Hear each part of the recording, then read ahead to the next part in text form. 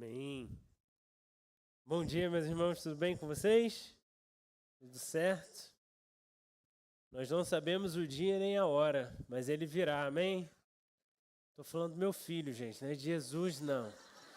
Daqui 1 mês ele virá. Amém? Vocês vão me ajudar? Preciso de uma ajuda de toda a igreja. Vou pregar hoje 9, 11, 15, 18 e 30. Então eu vou aproveitar para falar com todo mundo de uma vez só. É possível que ele venha antes da conferência. E aí você imagina, Amanda em trabalho de parto, eu tendo que responder mensagem da conferência, onde está, onde não está, o que tem que fazer, o que não tem que fazer. Eu gosto muito de uma máxima.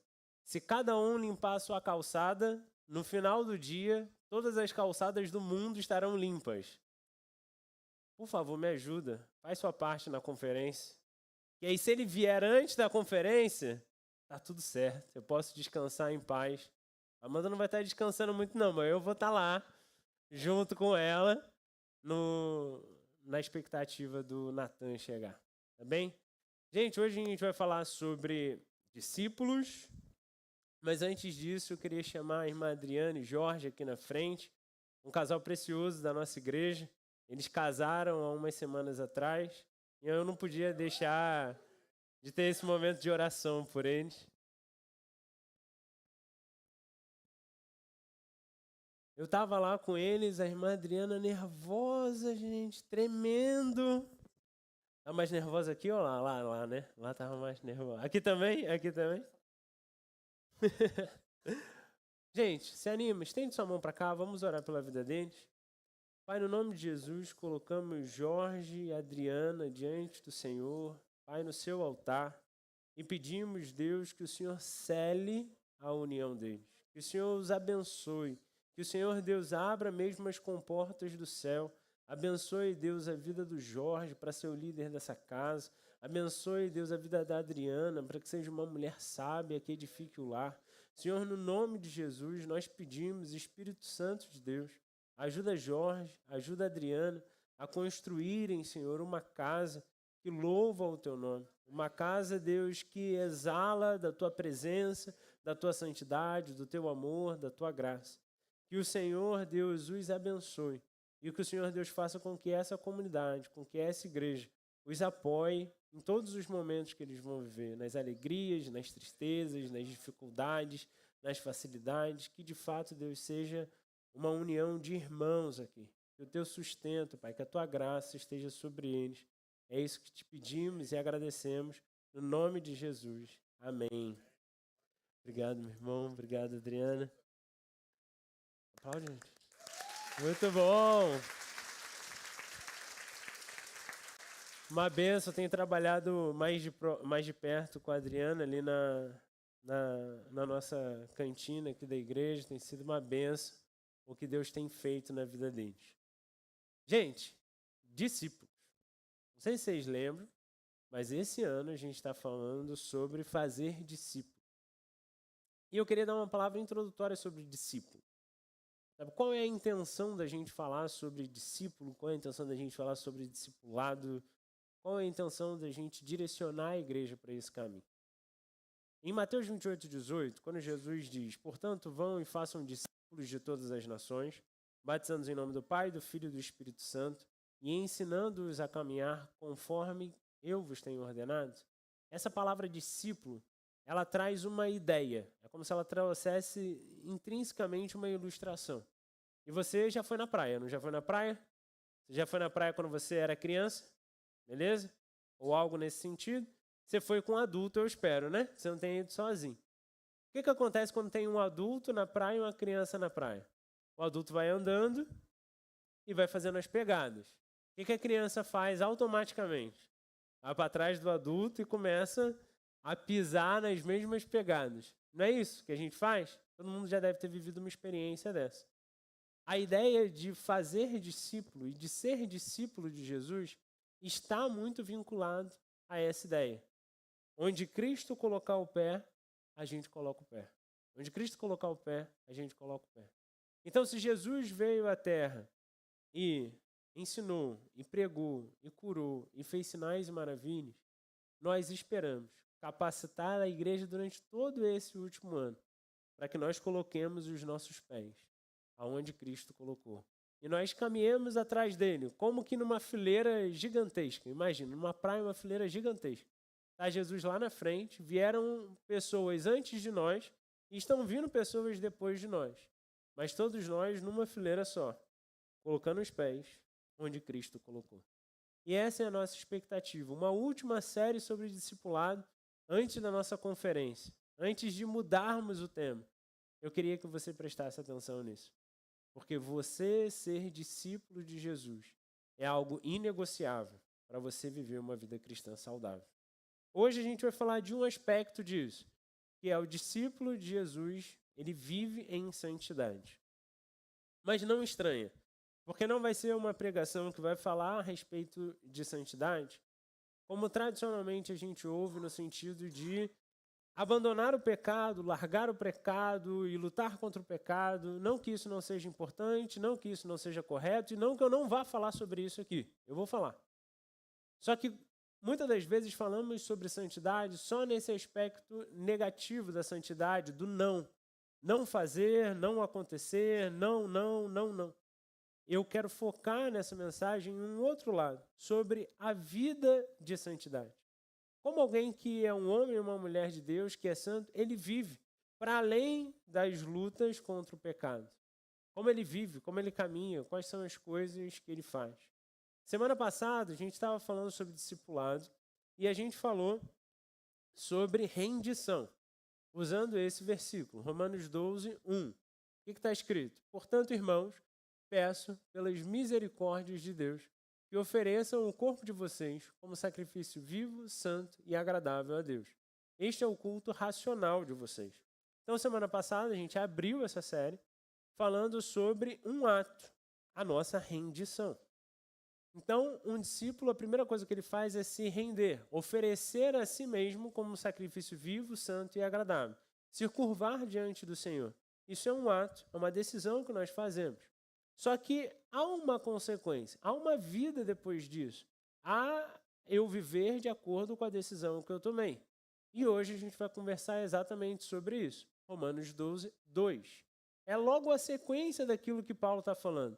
Ele começa falando sobre a rendição e depois ele fala sobre um processo que a gente vive depois dessa rendição. Vamos ler.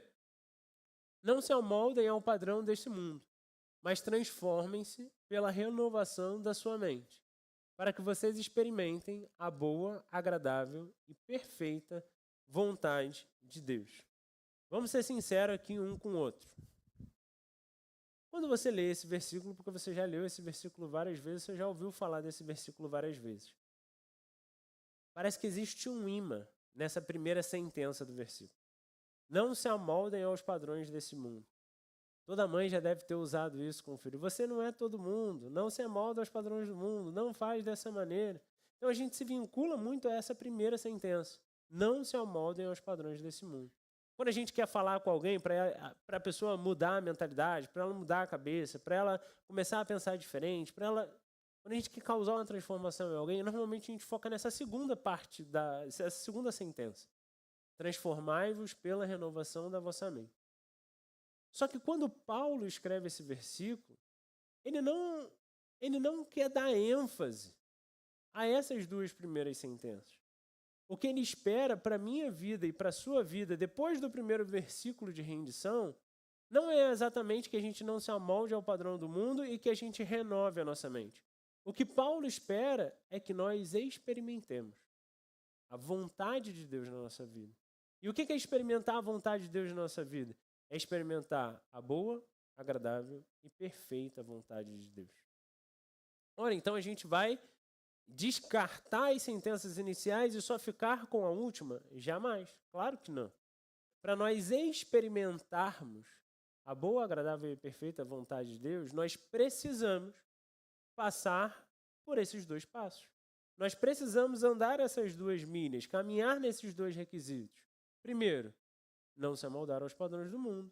Segundo, transformarmos e renovarmos a nossa mente em Cristo, para que aí, então, como consequência disso, experimentemos a boa, agradável e perfeita vontade de Deus.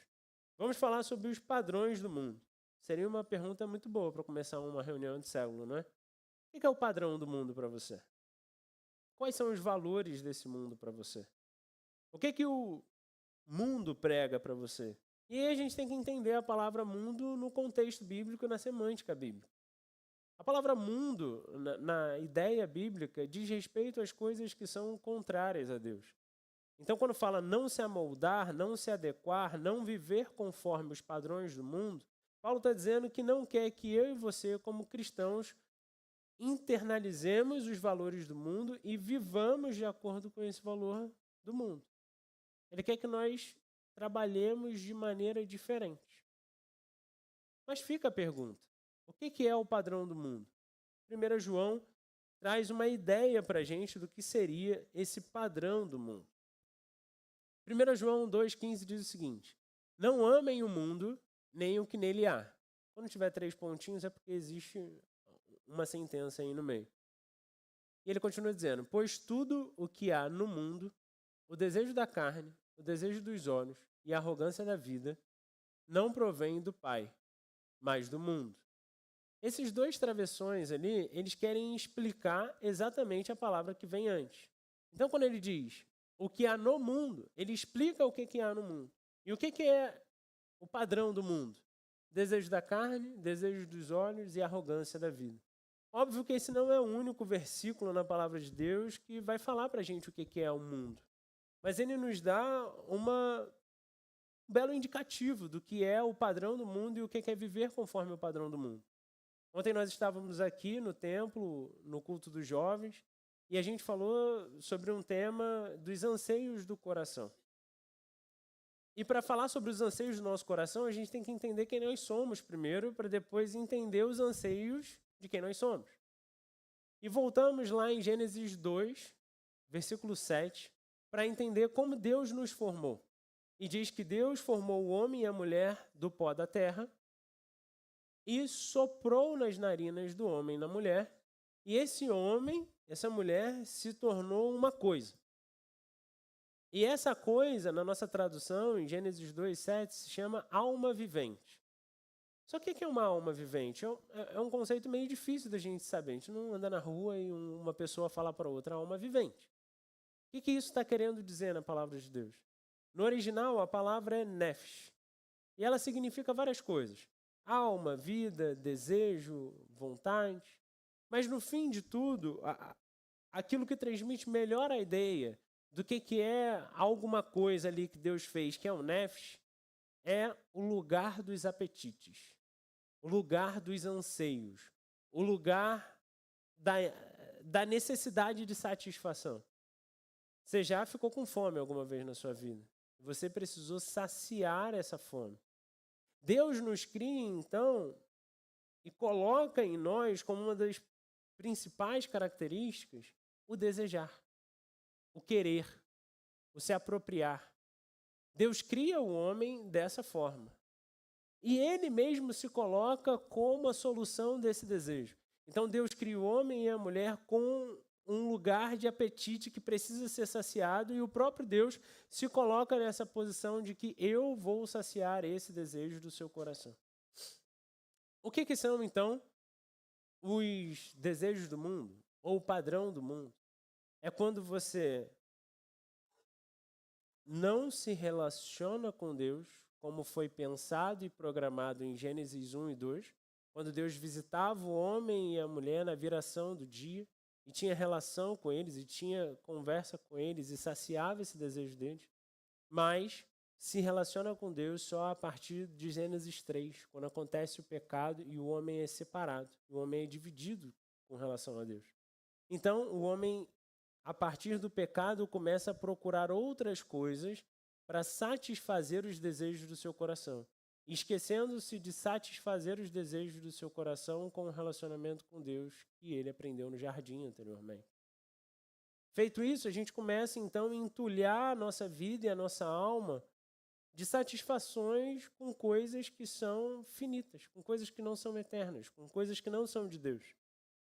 E quando a gente lê 1 João, ele cita 3 formas de satisfazer a nossa alma, que são formas do mundo e não formas de Deus. João diz do desejo da carne. O que são os desejos da carne? O desejo da carne é o desejo da carne.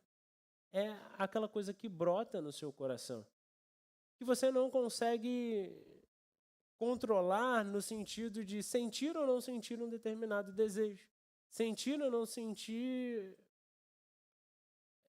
impulsionado para uma prática qualquer de pecado.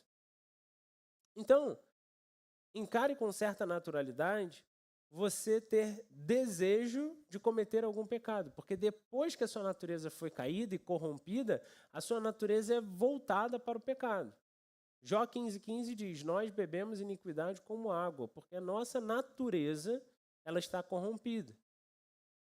Mas em 1 Coríntios 10,13, Paulo diz como nós podemos controlar esse desejo que sobe até os nossos corações, como nós vencemos esses desejos da carne.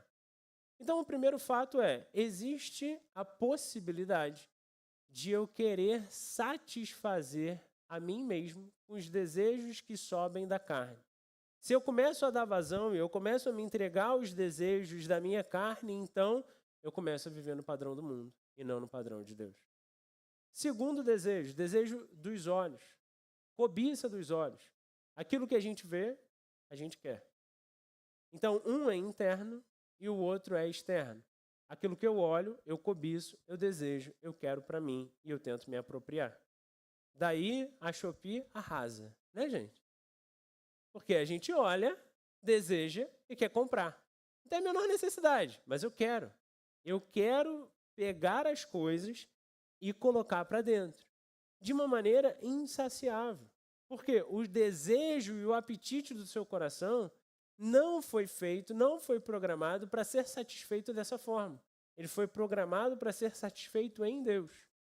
Então, quando eu direciono a minha vida para satisfazer os desejos dos olhos, de ter as coisas que os meus olhos estão vendo, eu tiro os meus olhos de Deus. E aí eu passo a viver num padrão do mundo.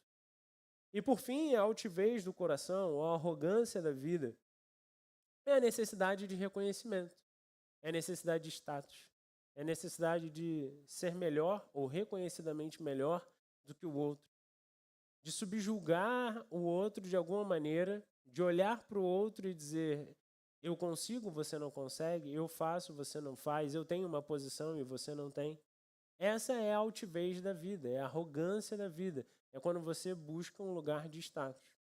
Quando você começa a viver dessa forma e esquece que viver como Cristo é pregar uma bacia, uma toalha e servir os outros, você começa a viver no padrão do mundo e deixa de viver no padrão de Deus. Entendemos o que é padrão do mundo? Entendemos o que é padrão de Deus? Agora vamos entender o que é transformar a mente e o que é renovar a mente. Em português a gente tem muita palavra, né? Então, naturalmente, a gente vai encarando as coisas como sinônimos.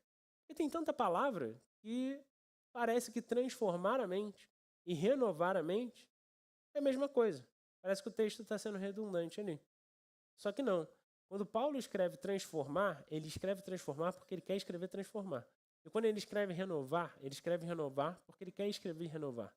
Porque no original são duas palavras diferentes. Ele precisou de dois artifícios semânticos para dizer a completude daquilo que devia acontecer conosco no momento em que nós tomamos aquela decisão de redenção de Romanos 12:1. A primeira palavra, transformação, é muito no sentido que a gente já conhece de metamorfose. Sabe a lagarta, que passa um tempo, os processos químicos, então ela se torna borboleta. Ela era de um jeito e ela se torna, então, de uma outra forma completamente diferente da original. É mesmo uma transfiguração. Ela era de um jeito e passou a ser completamente de um outro jeito. Essa mesma palavra é utilizada para quando fala sobre Cristo ter sido transfigurado. Ou seja, Cristo teve uma aparência completamente diferente para os discípulos naquele momento. E a segunda palavra, renovar, é no sentido de se tornar melhor, se tornar muito melhor. Então, eu era de um jeito Eu sofro uma transformação no estilo metamorfose, então era de um jeito, eu me torno de outro completamente diferente, e esse outro que é completamente diferente, ele se renova de maneira constante, ao ponto de se tornar melhor a cada momento. Tito, ele fala um pouco para a gente sobre o que é esse renovar. Não por atos de justiça, por nós praticados, mas por causa da sua misericórdia. Ele nos salvou pelo lavar regenerador e renovador, e aí esse renovador é a mesma palavra que foi utilizada lá em Romanos 12, 2, renovador do Espírito Santo. Isso traz uma paz no meu coração por uma única razão. Nem o processo de mudança, metamorfose, é responsabilidade minha, no sentido de que eu faço.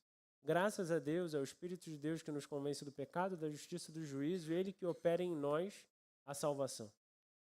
E também não é uma responsabilidade exclusivamente nossa o renovar da nossa mente, porque o renovar da nossa mente acontece pelo Espírito. É o Espírito de Deus em nós que renova a nossa alma. É o Espírito de Deus em nós que renova a nossa mente, que nos faz pensar distantes do padrão do mundo e nos faz pensar próximos do padrão de Cristo. Só que percebe a palavra que eu usei?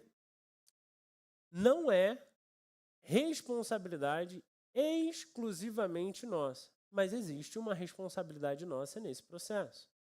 Acontece por Cristo, acontece pelo Espírito, e nós devemos confiar em Cristo, confiar no Espírito para que essas coisas aconteçam.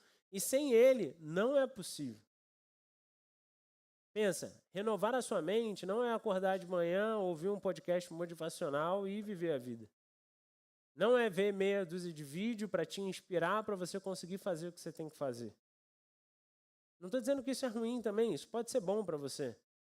Mas não é pelo nosso esforço. É pelo renovar que vem do Espírito. Em Coríntios, a gente vê as armas que nós usamos. Olha o que Paulo fala em Coríntios. As armas com as quais lutamos não são desse mundo, mas poderosas em Deus para destruir fortalezas. As armas são poderosas em nós, humanos, com a nossa força de vontade, com aquilo que nós queremos e a disciplina com que nós temos, por causa dos livros de hábitos que lemos ou por causa dos livros de autoajuda que lemos. Não. As armas que nós usamos, a milícia que nós usamos, ela é poderosa em Deus para destruir as fortalezas do pecado, para destruir as fortalezas dos padrões desse mundo que tentam entrar na nossa mente. Só que Paulo foi inteligente e continuou escrevendo. Ele disse: destruímos argumentos e toda altivez que se levanta contra o conhecimento de Deus. Percebe que é muito próximo daquilo que a gente leu em João, sobre a altivez do coração, sobre desejos da carne, sobre desejo dos olhos. E levamos. Quem leva? Nós. Nós levamos cativos todo pensamento para torná-lo obediente a Cristo. Essa é a nossa corresponsabilidade na ação do Espírito Santo da nossa vida.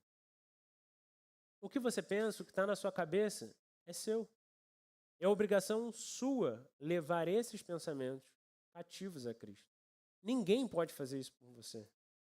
Ah, mas meu marido é um homem de Deus. Ah, mas minha mulher é uma mulher de Deus. Ah, mas os meus filhos. Ah, mas não existe mais. Está claro, a renovação da nossa mente, ela depende de uma ação de Deus em nosso favor, mas também requer de nós que peguemos e levemos os nossos pensamentos cativos a Cristo, para que sejam obedientes a Cristo. E assim, de alguma maneira, a gente consiga renovar a nossa mente de maneira constante. De maneira prática, o que nos ajuda a renovar a nossa mente? O que vocês imaginam de alguma ação que nós possamos fazer que vai ajudar o renovar da nossa mente? Só existe uma saída. Só existe uma coisa a ser feita. Para que haja esse lavar regenerador do Espírito Santo na nossa vida.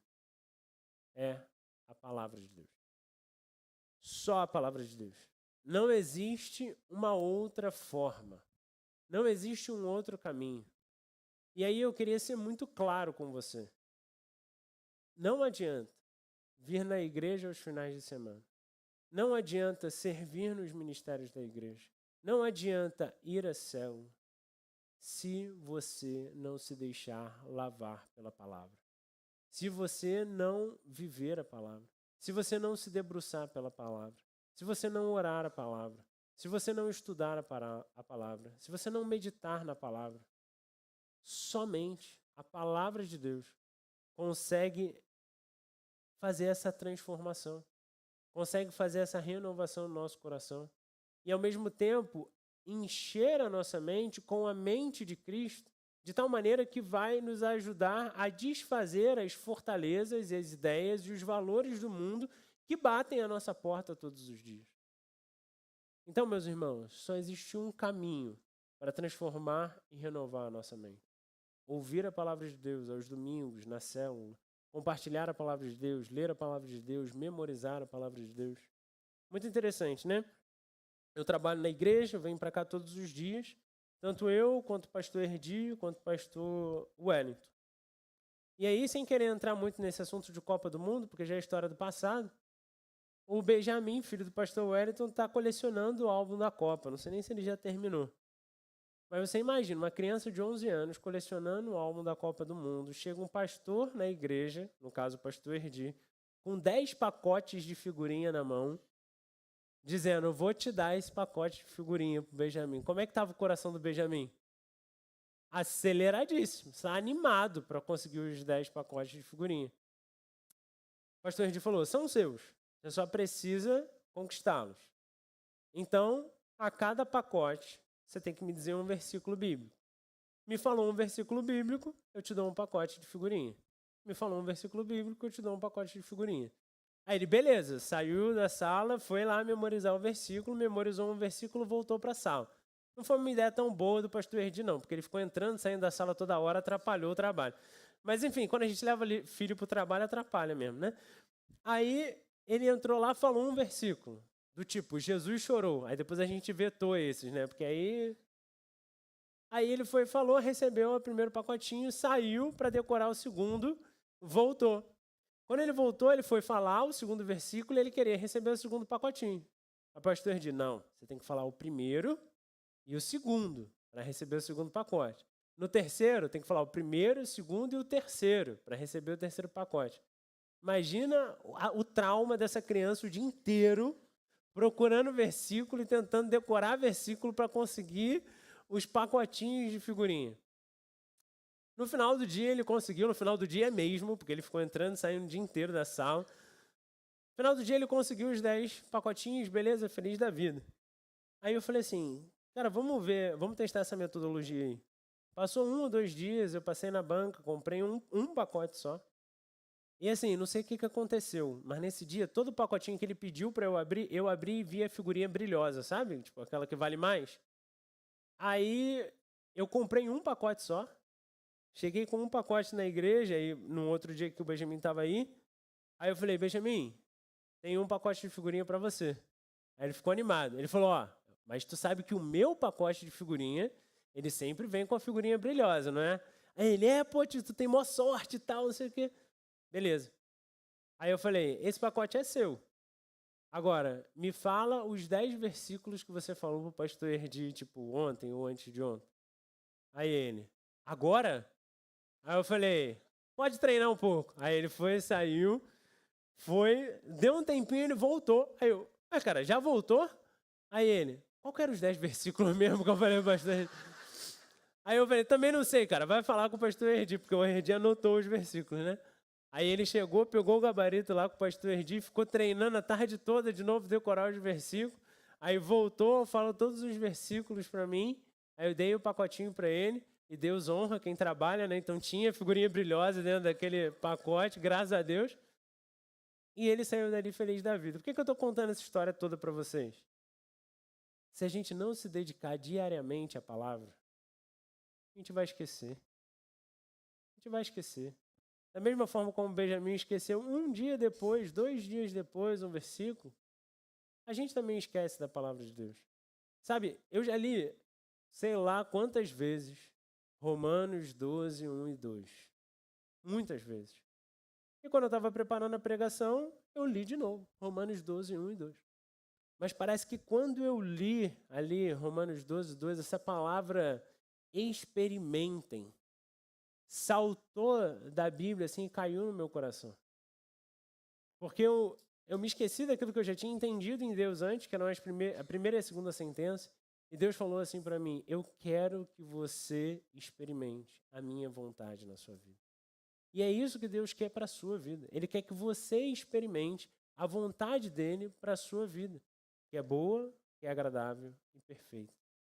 Mas isso só é possível pelo lavar da palavra.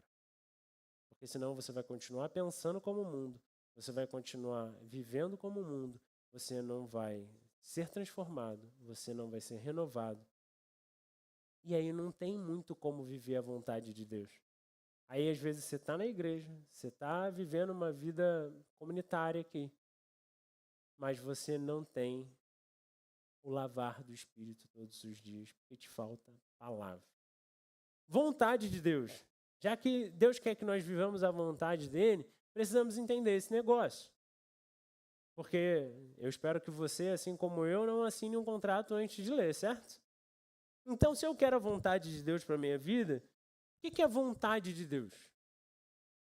Esse texto traz 3 indicações. Primeiro, a vontade de Deus é boa. Ou seja, ela é atraente. Ela nos traz satisfação, algum regozijo. É bom, sabe? Quando você faz alguma coisa, é bom. Quando você termina um dia, fala, caramba, hoje o dia foi bom. De repente você trabalhou, você fez alguma coisa, você foi para uma praia, enfim, o dia foi produtivo. Então é bom, assim, traz uma sensação gostosa.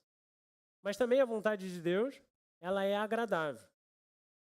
E aí eu fiz questão de colocar que a vontade de Deus ela é agradável, tanto a nós quanto a Deus. Por quê?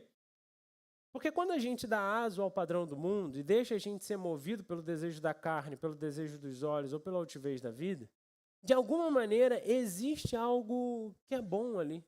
Existe algo que dá prazer ali. Existe, de alguma maneira, a gente agrada a nossa carne, a nossa altivez, ou a gente agrada a nossa cobiça. E por algum período de tempo a gente tem a sensação de satisfação.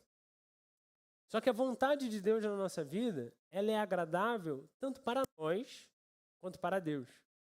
O que dá perenidade para que nós tenhamos uma vida plena em Cristo, feliz em Cristo, satisfeita em Cristo, tendo os desejos, os apetites e os anseios do nosso coração satisfeitos em Deus. Não é aquela sensação de satisfazer um desejo da carne agora, ter sentido uma dose de dopamina de prazer agora, e um tempo depois, seja ele qual for, 1 hora, 1 dia, 1 semana, 1 mês, aquilo se esvair e ser destruído como um castelinho de areia, sabe? A vontade de Deus ela é agradável para você de maneira perene, de maneira perpétua, de maneira contínua. E por fim, a vontade de Deus ela é perfeita. Perfeita porque está de acordo com a vontade e com os propósitos de Deus, com relação a Deus e com relação à nossa vida. Deixa eu te explicar melhor isso. Você nasceu, sei lá, em 1900 e alguma coisa, né? Ou em 2000 e alguma coisa. 2000 e alguma coisa. E você nasceu num tempo. Você nasceu numa época. Você nasceu num contexto. Por exemplo, todos nós nascemos numa época onde existe ar-condicionado. Portanto, a gente está no auditório com ar-condicionado. Se a gente tivesse nascido em 1800 e alguma coisa, muito provavelmente não estaríamos no auditório com ar-condicionado. A gente estaria circunscrito à circunstância que a gente nasceu. Beleza? Quando Deus estabelece os planos desde a eternidade, Ele também estabelece tempos e épocas. E para ficar simples, eu vou dividir em 3. Existe o tempo do Antigo Testamento, onde tudo apontava para a vinda de Cristo. Então, a tarefa, a missão, o que Deus tinha planejado para aquele tempo da humanidade era a vinda de Cristo. Existe o tempo de Cristo, o tempo em que Jesus pisou nessa terra, habitou entre nós, viveu entre nós, e Cristo tinha uma missão, um propósito, algo para ser cumprido, uma tarefa. E depois Jesus passa o bastão para a gente, que nós somos a igreja, e não vai ser na nossa época que não vai ter uma missão, um propósito, uma direção, correto? Na nossa época também vai ter. Se tem desde o início, agora Cristo oferece a nós um propósito, uma direção e uma tarefa. Você sabe qual é? Portanto, vão e façam discípulos de todas as nações, batizando-os em nome do Pai, do Filho e do Espírito Santo, e ensinando-os a caminhar conforme vos tenho ordenado. Deus estabeleceu um plano desde a eternidade. Primeiro, um plano que apontava para Jesus, um segundo plano que era o cumprimento da promessa de Cristo, trazendo a nossa salvação, e agora o levar essa salvação a todo mundo. Eu e você, nós estamos circunscritos a esse tempo, nesse momento, e a nossa missão e a nossa tarefa é fazer discípulo. Então, essa vontade perfeita de Deus, ela é uma vontade perfeita porque tanto tem que equalizar a vontade de Deus para essa era, quanto a nossa vida, que é curta e pequena. Você quer descobrir o propósito de Deus para sua vida? Simples, faz uma pergunta. Deus, como eu faço discípulo? Já que você está circunscrito a essa época, se você souber responder essa pergunta, você descobre o propósito de Deus, a vontade de Deus para sua vida. Sabe, isso não é um momento mágico. Às vezes a gente fica trazendo elementos como se em algum momento Miguel fosse descer do céu com o testamento do cartório celestial, dizendo, olha, na linha 147 está escrito que você isso. Não é assim que funciona. Na minha vida foi algo progressivo. Na vida de todo mundo é algo progressivo. Eu fui vendo as coisas que eu gostava, as coisas que eu me dava bem, conforme eu me relacionava com as pessoas, conforme eu caminhava. E sim, teve um momento que Deus invadiu o meu coração e me apaixonou de tal maneira que ficou claro na minha cabeça de que eu faria discípulos de todas as nações em uma igreja local, pastoreando as pessoas. Deus se revelou para mim, eu sou plenamente satisfeito com isso. E você? Como que você faz discípulo? Se você souber responder essa pergunta, a agitação do seu coração, ela vai quietar. Porque você vai entender a completude da vontade de Deus na sua vida.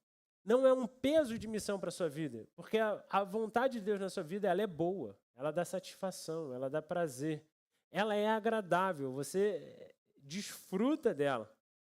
E ela também é direcionada para uma missão. Então, se você quer a vontade de Deus para a sua vida, você tem que saber responder essa pergunta. Se você não souber responder essa pergunta, você vai ficar vagando, perdido. Talvez procurando só a boa, talvez só a agradável e perdido na perfeita vontade de Deus para a sua vida. Como que a gente experimenta, então, a boa e agradável perfeita vontade de Deus? A partir de Atos 2, 42 a 47. Sabe, Jesus, nos seus últimos momentos, ele dá essa direção. Portanto, vão e façam discípulos de todas as nações. E logo depois, ele dá a promessa do Espírito Santo de Deus, em Atos 1:8, mas recebereis poder quando descer sobre vós o Espírito de Deus. Então, os discípulos ficam reunidos numa casa, esperando o cumprimento dessa promessa, a descida do Espírito Santo sobre eles, para que eles então pudessem cumprir a missão da época deles, que é fazer discípulos de todas as nações. Lá pelas tantas, em Atos 2, acontece um momento que vem como que um vento impetuoso que bate sobre aquela casa e desce o Espírito de Deus sobre eles. Eles começam a falar em outras línguas, como línguas de labareda de fogo, aquele negócio todo que a gente conhece. E no final do capítulo 2, tem esse direcionamento da maneira como eles viviam. Então, como que se vive fazendo discípulos? Dessa maneira como eles viviam. Atos 2, 42 a 47, mostra como que era a vida dos primeiros cristãos logo após terem recebido de Jesus qual missão que eles deviam viver. E eles viviam dessa maneira. E preservavam na doutrina dos apóstolos e na comunhão, no partir do pão e nas orações. Isso eles faziam, meio que interno, uns com os outros. Só que desse estilo de vida existia uma consequência. Enquanto eles viviam dessa maneira,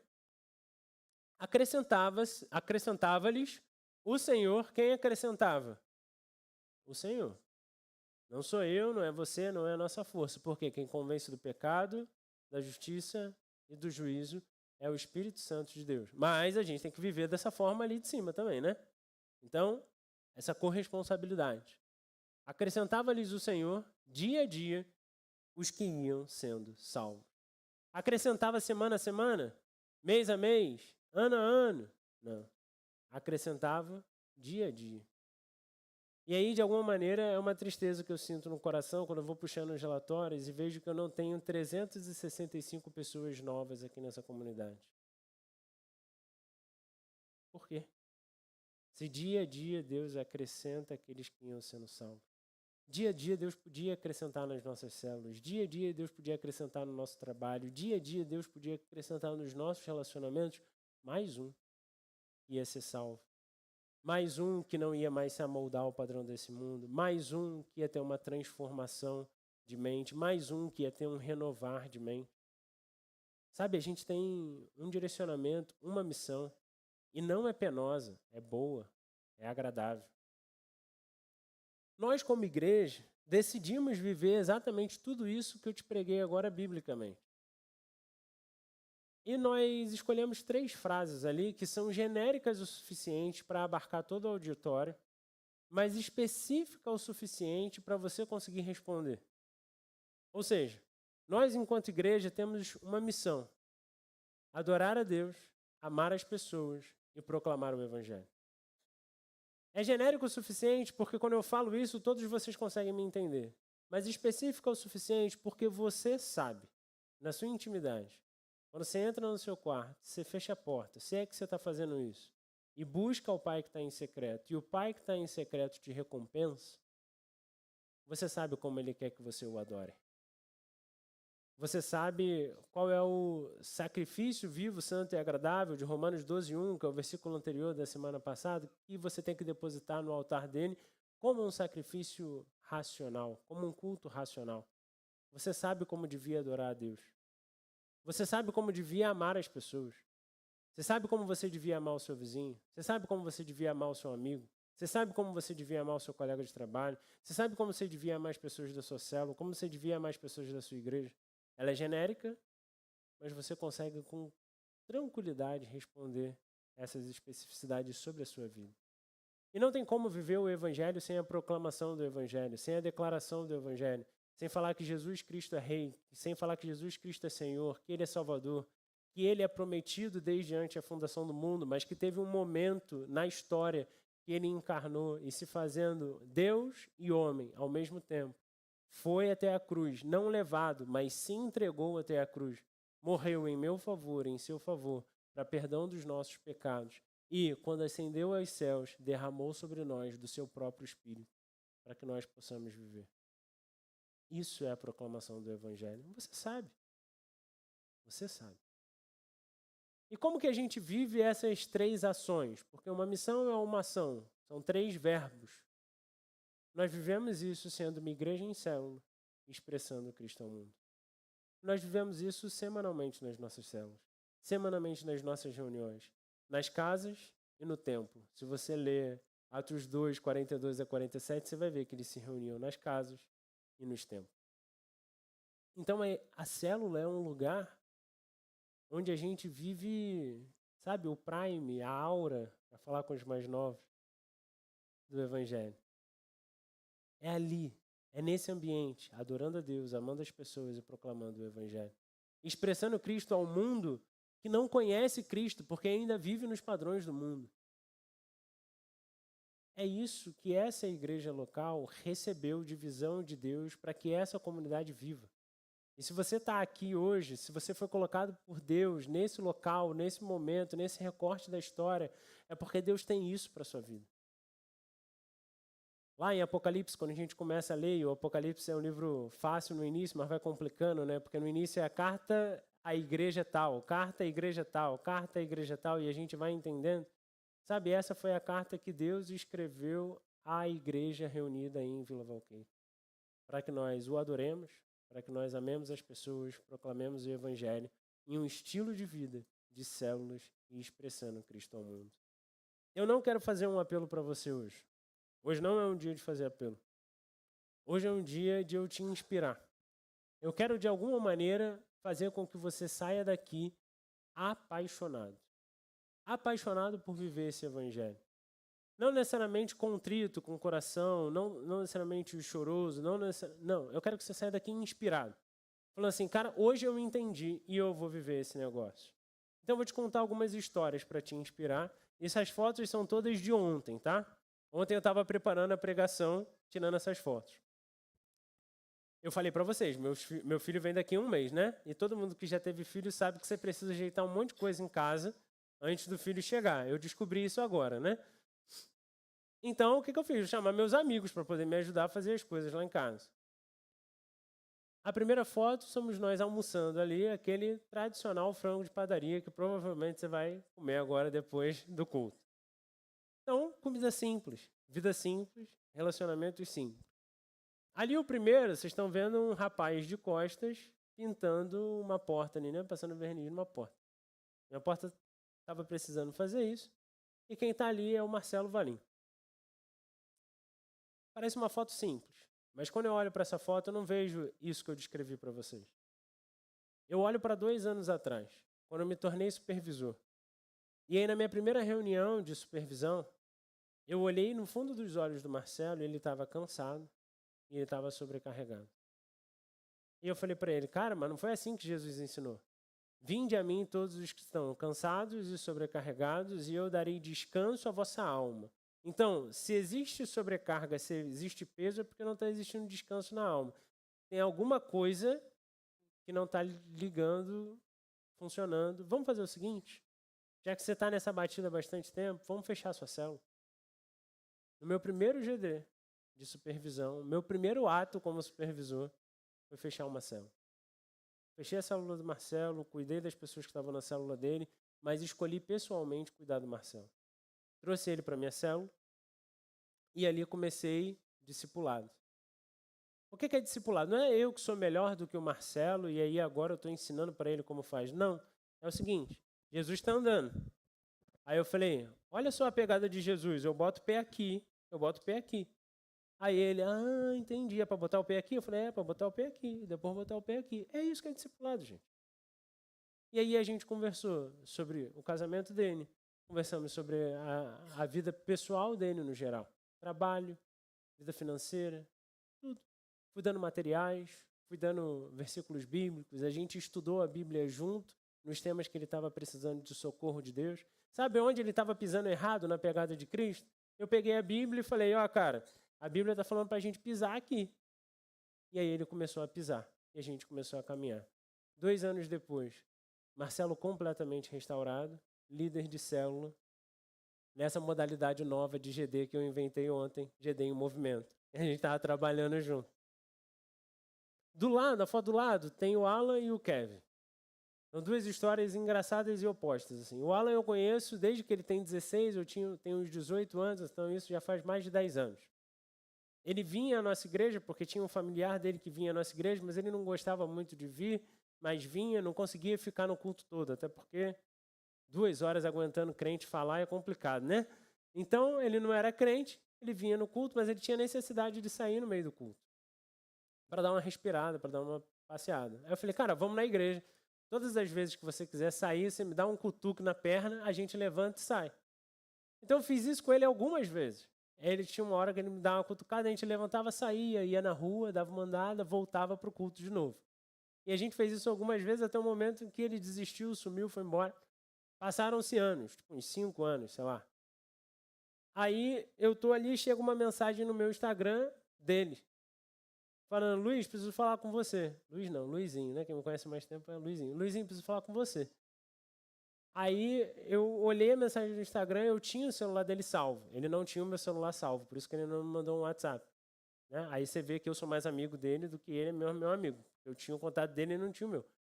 Aí eu fui e liguei para ele. Imagina, você está 5 anos sem falar com a pessoa. Eu liguei, ele atendeu. Ele falou, alô? Ele não sabia que era eu, porque não tinha meu contato salvo. Alô? Eu falei, Alan, aqui é o Luiz. 8 horas, quinta-feira, em frente ao Demas e Divas, eu vou te buscar para você ir na minha cela. Aí ele, o quê? Aí eu falei, 8 horas, quinta-feira, em frente ao Demas e Divas, eu vou te buscar para você ir na minha cela. Tá bom? Aí ele, tá. E foi isso. Depois de 5 anos sem falar com a pessoa, eu só tinha uma frase para dizer para ele. E aí, passou um dia, ou no mesmo dia, alguma coisa assim, eu me encontrei com ele, e naquele dia na célula não teve estudo. Foi falando como que Deus tocou no coração dele, transformou a vida dele, e agora ele precisava de uma comunidade para que ele pudesse caminhar, para que ele pudesse firmar os pés, porque ele estava namorando com uma menina, que ele gostava da menina, mas não dava certo. Aí ele estava cheio de padrão do mundo na vida dele, que ele queria largar, e aquela confusão toda. Mas a gente se abraçou, a gente orou e a gente foi caminhando. Ele largou os padrões do mundo que ele tinha, ele assumiu um compromisso com a menina, noivou, casou. Hoje eles estão aqui na igreja, completamente restaurados, casados, batizados. E o Alan hoje é um líder de célula da minha supervisão. Do lado dele está o Kevin, que eu conheço, sei lá, 3, 4 meses. Sei nem se é gente boa ou gente chata. Mas está aí. Eu encontrei ele no culto. Ele cantava bem e tocava violão. Minha célula estava precisando de alguém que cantasse bem e tocasse violão. Eu falei, cara, vamos lá. Acho que vai dar certo a gente se juntar. E ele vem de uma outra comunidade, com algumas dores, com algumas dificuldades, e a gente tem conversado, tratado. Ele tem uma namorada que ele quer noivar, que ele quer casar. Então, o que faz antes de casar? O que dinheiro que junta, dinheiro que não junta? Eu falei para ele, entra aí, cara, no Zap Móveis, vai olhar o custo da vida aí, que você vai ter que pagar um aluguel, vai ter que fazer isso. Então, uma vida em conjunto que a gente está vivendo, ensinando as coisas pelas quais eu já passei, sabe? Do lado tem o Ricardo, conheço há pouco tempo também. Mas pensa no cara jeitoso e detalhista para fazer as coisas. Se eu fosse colar um adesivo desse no vidro, eu estava lascado, gente. Eu não conseguia. Mas ele está ali porque ele tem super talento para isso. Ele está vindo de um... Ele era um líder lindíssimo de adolescente. Mas por alguma razão na vida ele teve uma dificuldade, desanimou e tal. Está ele e a noiva, a namorada dele aqui na igreja agora. Estão no curso de liderança de célula. Eles fazem parte de uma célula na minha supervisão. Pensa num casal que está se reapaixonando pela noiva de Cristo. Não por Jesus. Jesus, eles são crentes de verdade. Mas sabe, pensa num casal que está se reapaixonando pela igreja, pela missão, por aquilo que Deus tem sonhado de propósito na vida dele. Esse é o Ricardo. Do lado está eu e o Felipe. Sabe aquele amigo que você nunca teria na sua vida? É o Felipe, porque ele é amigo do meu amigo. Então eu jamais conheceria o Felipe. Só que aí eu cuidei, discipulei do Marcelo Leal. E aí o Marcelo Leal, oficial do Exército, o Felipe era oficial temporário do Exército. Então o Marcelo chamou ele para ir para a célula um dia, eu conheci o Felipe e eu tenho uma máxima. Se o visitante chega na minha célula, ele automaticamente passa a ser meu amigo. Independente de quem tenha trazido ele. Porque aí vai que essa pessoa vai embora. Pelo menos eu fico com um visitante para mim, não é isso? Então a pessoa passa a ser automaticamente meu amigo, fiz amizade com o Felipe. E logo depois que ele saiu do Exército, eu puxei ele para trabalhar comigo em um negócio, a gente estava trabalhando juntos. A gente fez uma caminhada juntos. Agora, semana passada, ele foi aprovado na prova da OAB, porque ele fez faculdade de Direito, eu sou advogado, então eu ajudei ele nisso.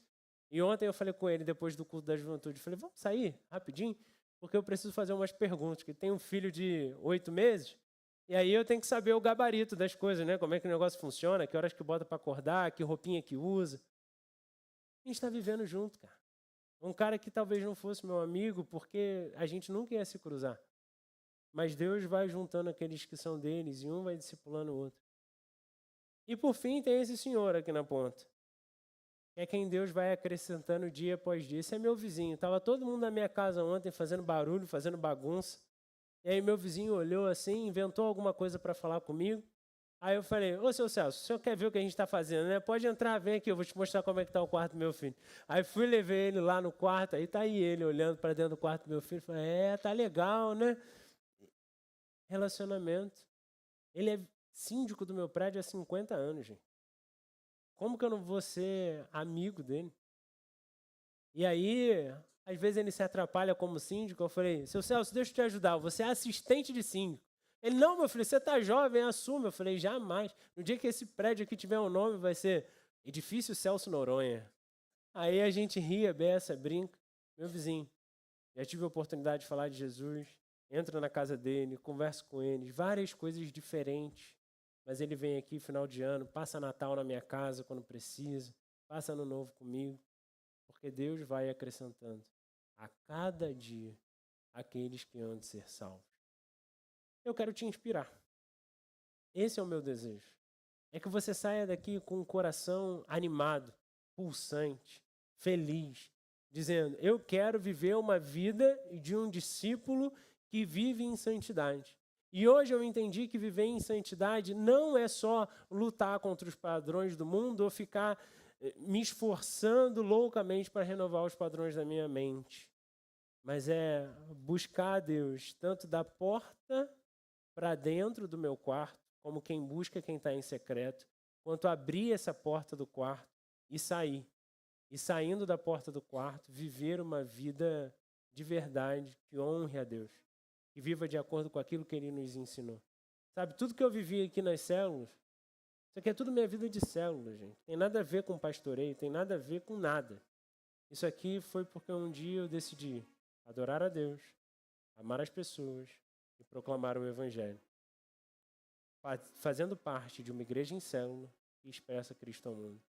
E esse é o convite que eu tenho para você nessa manhã. Saia daqui inspirado, saia daqui animado, porque você pode ter relacionamentos autênticos, você pode ter relacionamentos significativos, sabe? Esse daqui foi o retrato de ontem que eles me ajudaram, mas eu já tive que subir geladeira do térreo para o 3º andar de uma pessoa da minha célula, no braço. Isso é viver em célula. A gente se ama, a gente se ajuda. Fica de pé. Vamos orar. Eu queria orar com você. E, assim, se você quer viver isso, uma primeira decisão você precisa tomar agora, que é render mesmo o seu coração ao Senhor e falar, Deus, muda os padrões do meu coração, renova a minha mente, para que eu possa experimentar a boa e agradável, perfeita vontade de Deus.